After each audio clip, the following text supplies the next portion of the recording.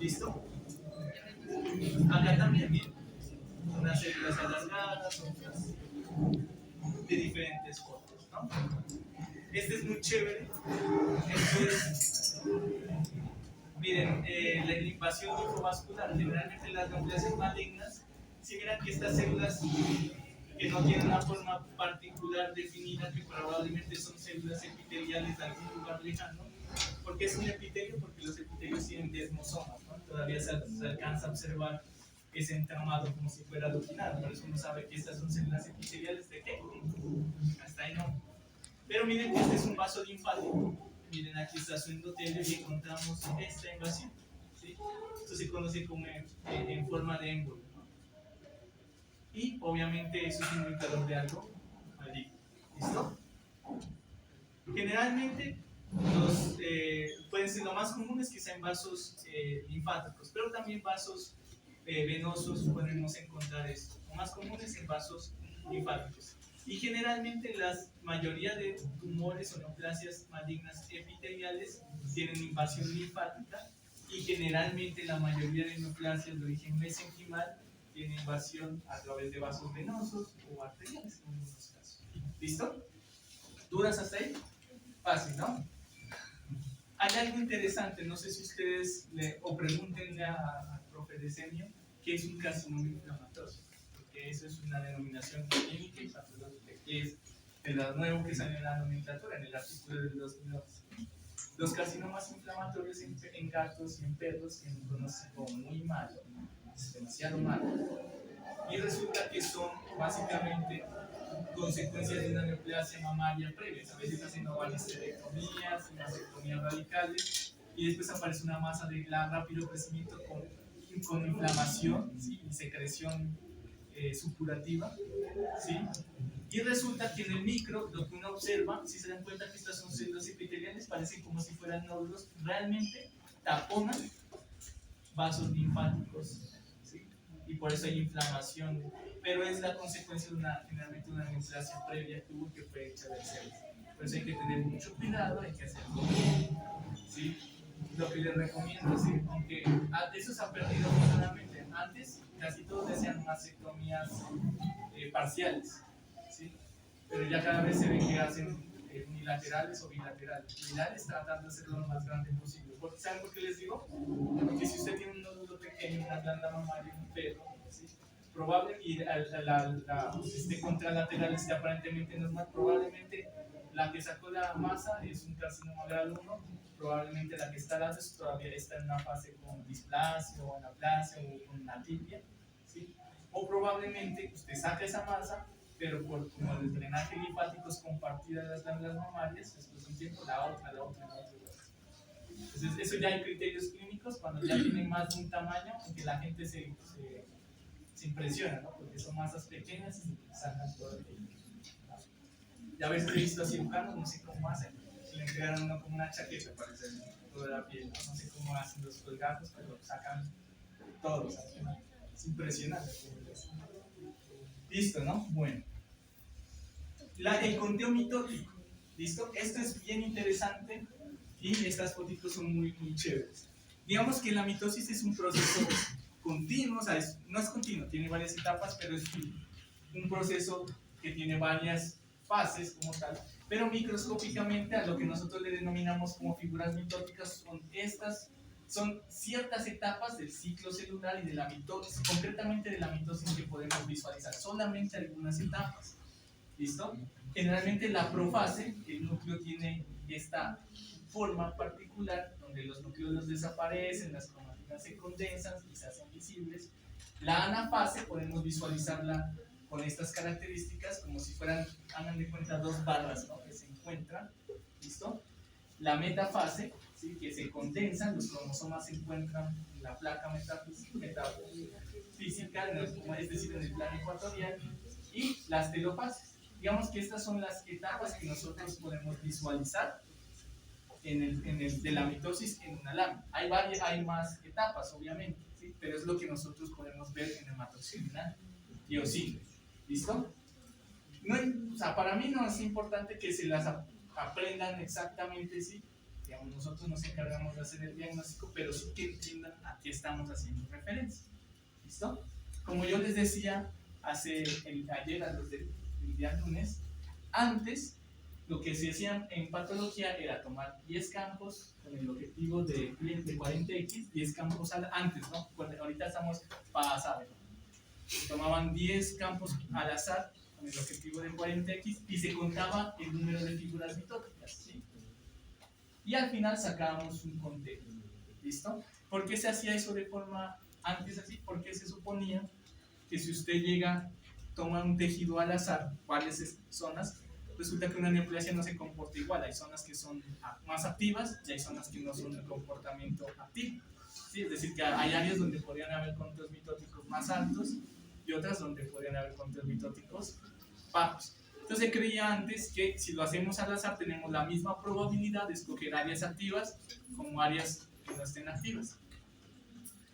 A raíz de eso, primero los que cambiaron todo fueron los humanos, que van mucho más adelante que nosotros, y se dieron cuenta que había que para ciertas neoplasias el hecho de que uno encuentre más de 10 mitosis, por ejemplo, implicaba cambiar de algo malo a bueno o viceversa. O sea, tiene una implicación pronóstica grande. En veterinaria empezó a pasar lo mismo. Un mastocitoma, lo que les digo, más de 8 mitosis es de alto grado, punto. Los tumores de la cavidad oral melanocíticos, más de 4 mitosis, eso es malo, ¿sí? Y los de glándula mamaria, si tantas mitosis ya son de grado 1, ya son de grado 3. Se empezaron a dar cuenta que había otros problemas. Resulta que cuando usted observa en el microscopio los oculares, tienen un diámetro, ¿sí? La mayoría de microscopios tienen 18 milímetros, hay otros de 20, de 22, los más sofisticados de 24. Los de laboratorio nuestro obviamente son de 18, no creo que sean de 22, ¿no? Es más caro. Pero miren lo que pasaba, ¿no? Cuando usted está uno de 18, así sale buena calidad, y usted está contando mitosis, está contando las mitosis que usted visualiza en 1.8 milímetros.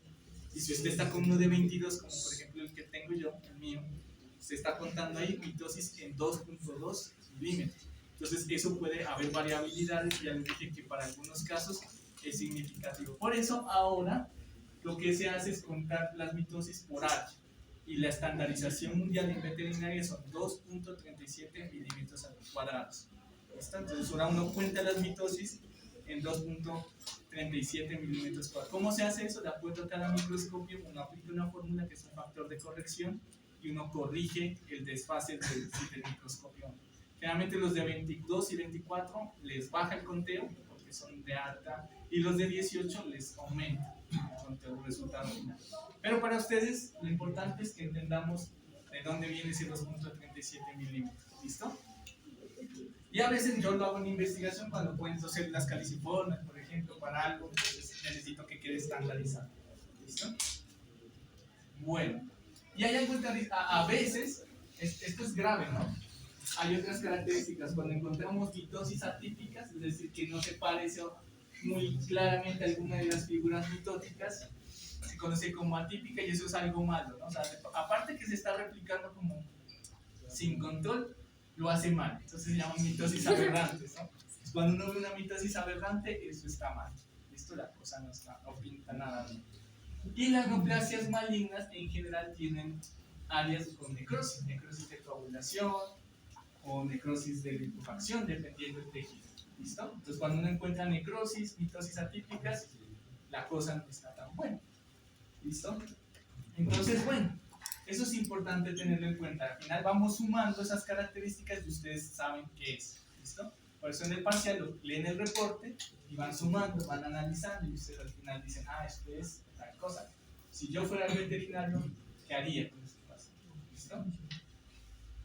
Bueno, entonces, lo que les digo, hay algo que es fundamental. De hecho, ya se acuerdan de la mastocistosis. Hoy en la mañana estaba hablando con un dermatólogo, el doctor César, me llamó, y estábamos hablando harto sobre las historias, ¿no? La historia es la mitad de la información, ¿sí? Entonces, es importante hacer una buena revisión. Hay diferentes formatos, pero lo más importante, o inclusive ustedes pueden tener sus propios formatos, lo más importante es que hagan la historia lo más completa posible, ¿sí? Aparte, porque es un documento de tipo legal. No se vayan a olvidar eso, vean, no creen que no, pero pues, algún día le va a tocar a alguno encontrarse con un problema legal y la historia clínica es clave. ¿Listo? Hay gente que está literalmente rayada, ¿sí? Y se deja guiar por la rabia, el dolor y pues puede tomar acciones legales o inclusive no legales en justicia por mano, y hay cosas muy, muy pesadas actualmente. Entonces es bueno que tengan todo, no se van a olvidar. Y eso es ley de Murphy, ¿no? Ustedes pueden fíjense 100 historias bien y en la 88 que se les olvidó, preciso actuar. ¿Listo? Bueno, ¿no? Entonces miren, algo importante cuando esto también es fundamental. Yo esta charla la hice más práctica para que pues que les sirva, ¿no?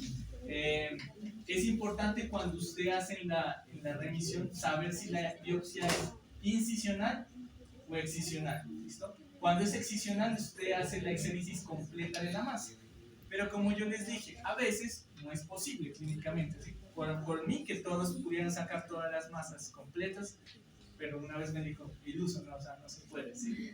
Una vez peleando con él, usted puede, sin ni siquiera puedo ya pasar bien un tubo endotraqueal. Listo.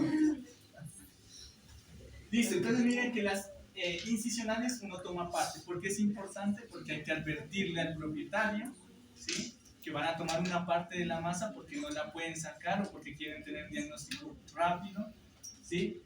Y porque si de pronto el reporte va a otro colega, el otro colega puede interpretarlo mal y decir, ay, ese veterinario no sacó toda la masa, y resulta que no era toda la masa, sino era incisional. Entonces es bueno que siempre ustedes especifiquen, ¿sí? Y por ejemplo, una incisional ya se sabe de hecho que van a tener que hacer una quimioterapia o algo complementario o un proceso quirúrgico, ya va implícito. ¿Listo? Yo a veces lo hago, cuando me dicen incisional y les pongo borde comprometido, pongo entre paréntesis incisional. Porque uno nunca sabe en este mundo, entonces qué tal a mi amigo lo quiere, el otro lo quiere hacer quedar mal, entonces yo le pongo un paréntesis. Cuando en la historia me dice que es incisional. Porque ustedes saben si pronto el perro va a tener el reporte en otra parte. El otro veterinario puede interpretarlo mal o a veces de pronto hasta mal, lo puede ser, uno no sabe. ¿Listo? Bueno, algo importante, los bordes, lo que yo les dije, ¿no? Nosotros microscópicamente evaluamos los bordes, ¿sí? Los más importantes para nosotros al menos son los laterales y el basal. Para nosotros esos, y para ustedes también, eso es lo más importante. ¿Por qué? Porque eso nos va a decir si hay células que se quedaron por alguna razón dentro del tejido, ¿cierto?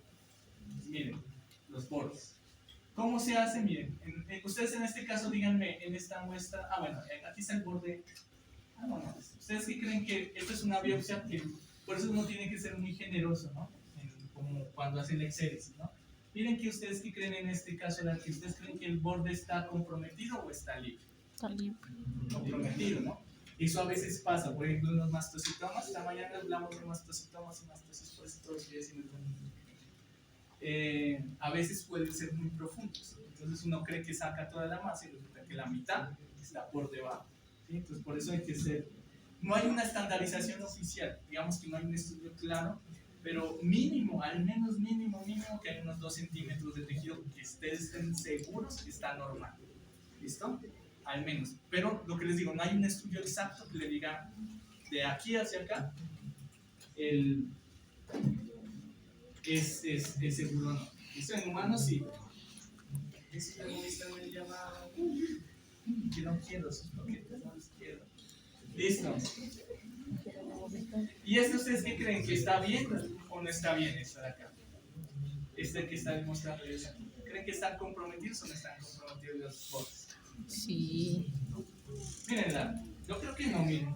Toda la masa está aquí. Miren, han sacado la dermis superficial, dermis profunda y tejido adiposo. ¿Cierto? Este está. ¿Listo? Acá también. ¿Listo? Miren, ¿cómo se puede evaluar? Márgenes incompletos o compromiso de bordes. Borde estrecho es cuando está muy cerquita, ¿no? Y bordes libres cuando no hay ningún problema. ¿Listo?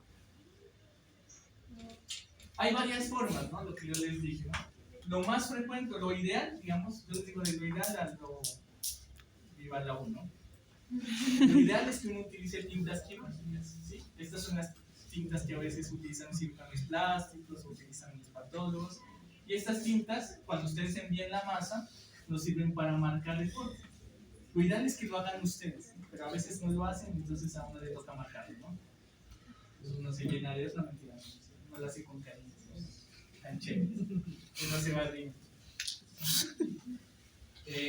Pero lo ideal es que ustedes lo hagan, apenas hagan la cirugía, ustedes lo marcan, ¿sí? Si tienen acceso a estas tintas, pues sería lo ideal. Estas tintas son chéveres porque usted colorea esta masa, en 30 segundos se seca, usted la puede poner en formol y hace el corte microscópico y sale la tinta y no le daña las células, o sea, puede ver las células. Pero como estamos en la viva la U, ¿cierto? Entonces, algunos colegas lo que pueden hacer es, y que es válido, ¿sí? Por ejemplo, hay colegas que están de afán, toman la masa y hacen puntos de referencia. Toman puntos, por ejemplo, con sutura de cada uno de los bordes que les interesa y con una esparadrapo anotan, por ejemplo, lateral, izquierdo, derecho, ¿sí? No me gusta un poco esa técnica porque cuando usted coge con la sutura y pincha de pronto la masa puede dañarse un poco, pero sirve, ¿listo? Hay otra forma, hay otros colegas, a ver qué más hacen, de todo hacen, hay algunos que utilizan grapas, pero las grapas de cirugía tampoco me gustan porque suelen lesionar. Y cuando estábamos estudiando, ¿sí? Se saben, ¿no? Allá también es como acá, ¿no? No hay plata, ni hielo, todo. Entonces, esto no teníamos. Y resulta que si uno está en campo y varado, sí. Ya, bueno, y esto vale como 300.000 pesos cada botecito. Entonces se demoraban en enviarlo, ¿no? Resulta que un amigo se dio cuenta que la tinta china negra, la negra, las otras no funcionaban bien. Si la dejábamos secar harto tiempo en el tejido, funcionaba. Entonces, si no tienen otra opción, y la tinta china vale como 2.500 pesos, si no hay otra opción, podrían hacerlo de esa forma. ¿Listo? Pero lo que sí les recomiendo ahí es que tienen que asegurarse que se seque bien y después ya la colocan en el formal, porque si no se diluye y no se ve bien. ¿Listo? Entonces ahí está por ejemplo, esta foto, esta debe ser de allá de la universidad. Miren que esto es tinta china, ¿no? Pero si se les alcanza a ver más. ¿Listo? Es importante entonces marcar, ¿no? Hay otras técnicas que nos sirven para tratar de aproximarnos al diagnóstico, ¿sí? Que son complementarias. La una es la histoquímica y la otra técnica que usamos mucho es la inmunohistoquímica. La histoquímica ustedes ya la saben. ¿Qué es la histoquímica? Son las famosas coloraciones diferenciales. ¿Se acuerdan que les decía? Tricrómica de Mason, Arcian Blue, Gram, etc. ¿Sí? Para algunos tipos de neoplasias, como por ejemplo para los mastocitomas, una tinción de azul de toluidina o un giemsa nos puede servir porque nos facilita visualizar los gránulos, ¿sí? La tricrómica de Mason, como tiñe el colágeno, para algunos sarcomas derivados del tejido conectivo, como los fibrosarcomas, podría servir. Aunque digamos que son tinciones que no son de última generación, ¿sí? Pero se puede seguir utilizando. Lo que sí ahora se utiliza, y ya esto es de uso rutinario, lo que les digo, al menos aquí en Colombia, del 2013 en adelante, ya esto ya cambió. Y en humanos, obviamente, que hasta más. Es la inmunohistoquímica. Y les voy a explicar de forma sencilla a qué hace referencia la inmunohistoquímica. La inmunohistoquímica básicamente es el empleo de anticuerpos contra antígenos específicos de una célula. ¿Listo? ¿Por qué? Gracias a la biología molecular, el conocimiento de las células ha avanzado tanto que ya se sabe qué tipos de antígenos expresan ciertos tipos de cánceres específicos. ¿Listo? Por ejemplo, sabemos que todos los carcinomas de células, neoplasias de origen epitelial expresan proteínas en su citoesqueleto de sostén, que son las mimeltinas. ¿Listo? Sabemos que los linfocitos T expresan una proteína que es el CD3. Sabemos que todas las neoplasias de células redondas expresan una proteína que se llama CD45. Sabemos que todos los linfocitos B expresan una proteína que se llama PAX1, PAX5 y CD79. Sabemos que todos los melanomas expresan una proteína que se llama melan-A o proteína S100. Y así podemos darles, ¿sí? Aquí en Colombia hay un catálogo de unos 200 anticuerpos disponibles, ¿sí? Y afortunadamente hay reacción cruzada con perros, por eso se puede utilizar en perros. ¿Listo? Entonces, si ya sabemos qué antígenos expresan, pues hay empresas que producen los anticuerpos con un medio de contraste. Entonces, cuando se le aplica ese anticuerpo, ¿qué va a pasar? Se va a unir al antígeno y a la unión antígeno-anticuerpo, eso va a ser básicamente mediante una enzima que se llama peroxidasa. Entonces, un medio de contraste hace que esa célula se tiñe. ¿Listo? Ese es, digamos, que es el principio de la inmunohistoquímica. Ahora tengamos a esto. ¿Listo? Este es un ejemplo. ¿Sí? Este, por ejemplo, es una proteína que se llama CD117. Sabemos que este mastecito expresa este CD117, entonces el anticuerpo se une, activa la inmunoperoxidasa y por eso el medio de contraste se puede visualizar. ¿Qué significa? Que sabemos claramente que esta célula que estaba tan indiferenciada que no la podíamos clasificar, sabemos que es un mastocito. ¿Listo? En algunos casos, cuando las neoplasias no pueden clasificarse por hematoxilina y eosina, necesitamos utilizar anticuerpos. ¿Sí? Pueden ser 1, 2, 3, 4, dependiendo del número de anticuerpos. ¿Listo? ¿Sí entendimos? Y cuando es positiva la inmunohistoquímica, aparece este tipo de marcaciones. Cuando vean un artículo y observen estas células pardas, ¿no? Ya sabemos que es inmunohistoquímica. ¿Listo?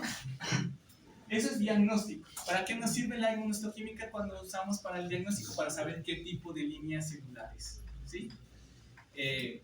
Y hay muchos anticuerpos, ¿sí? Los que ustedes quieran. Y en algunos casos es vital.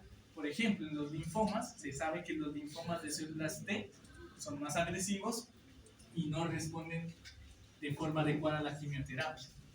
¿Listo? Mientras que los de B son menos agresivos y responden favorablemente a la quimioterapia. Por eso es importante utilizarlos. Y ya se hace esto acá, ya se hace de forma rutinaria, ¿no?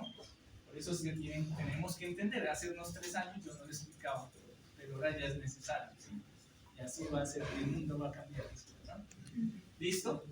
Eso se llama inmunohistoquímica, ¿no? Y diagnóstica, pero también hay inmunohistoquímica para algunas neoplasias que es pronóstica.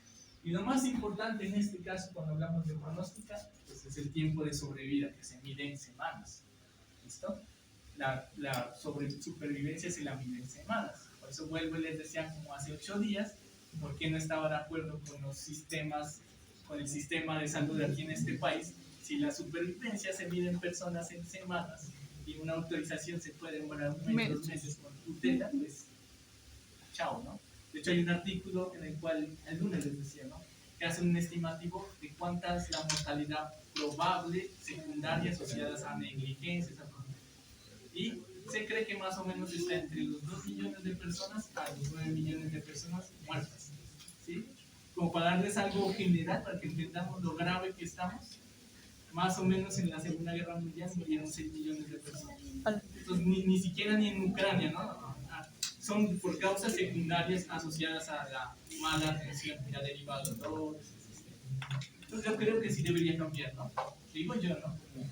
Como un médico humilde. ¿Listo? Bueno, y la pronóstica resulta que algunos patrones de inmunomarcación, ¿sí? Como este mastocitoma, ¿sí? Algunos patrones de inmunomarcación, es decir, de cómo, o sea, dónde está distribuido el antígeno y el anticuerpo, están relacionados con la supervivencia. En los mastocitomas se sabe que ciertos patrones, sí, que se llama perimembranoso, o sea, que está en la membrana celular. Este se llama citoplasmático y este se llama perinuclear.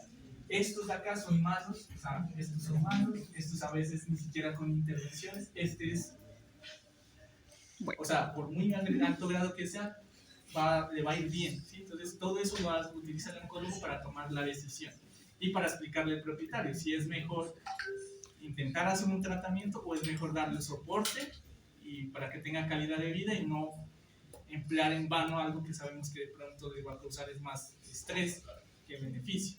Igual pasa en humanos, ¿no? Y hay otro tipo de marcadores que se llaman, por ejemplo, la proteína Ki67, que es más potente porque permite detectar fases del ciclo celular que no se pueden visualizar normalmente en hematoxilina y eosina, y pues nos da un indicativo de la tasa de crecimiento más precisa. ¿Listo? Entonces, ¿sí entendimos cuál es la utilidad de la inmunohistoquímica? Eso. Esto era lo que hace unos 4 años yo les dije que nosotros por investigación, o sea, ni siquiera diagnóstico, era un perro y una vaca, ¿no? Hicimos marcadores y nos llamaron los de Inmunotech apenados, diciendo que estaban retrasados, diciendo que iban retrasados mediodía, ¿sí? Y lo mandaron por avión, por servicio. Yo no, esos que vuelan tenían 24 horas, ¿sí? Y yo me preguntaba por qué, si es en el mismo laboratorio donde procesan humanos, por qué cuando uno paga, ¿sí? El resultado llega en menos de 4 días, porque ellos entienden que eso es... Pero ellos no sabían que era un perro, que era una vaca, ¿no? Y que ya estaban muertos, ¿no? Pero ellos entienden que eso es algo grave, que es algo urgente, ¿sí? Entonces yo no entendía en ese momento, yo quedé como pasmado porque tenía una conocida que estaba demandando y haciendo todo lo que le toca hacer a la gente, ¿sí? Para que los mismos anticuerpos autoricen, lleguen con un precio, pero pongan 10 veces más de lo que vale. O sea, desde ahí ya quedé rayado con ese sistema, ¿sí? Se demoren 3 meses, 2 meses, ¿sí? Algo que ellos saben lograr y que lo pueden hacer en 4 días. Entonces ahí uno ya entiende la realidad y uno dice, no. Y obviamente la señora también falleció. Imagínense lo que... No me asusté, no me asusté. Yo lo describo así como, imagínense a alguien que sea sensible, ¿no? Nosotros somos como rudos, ¿sí? Alguien que sea más sensible, ¿no?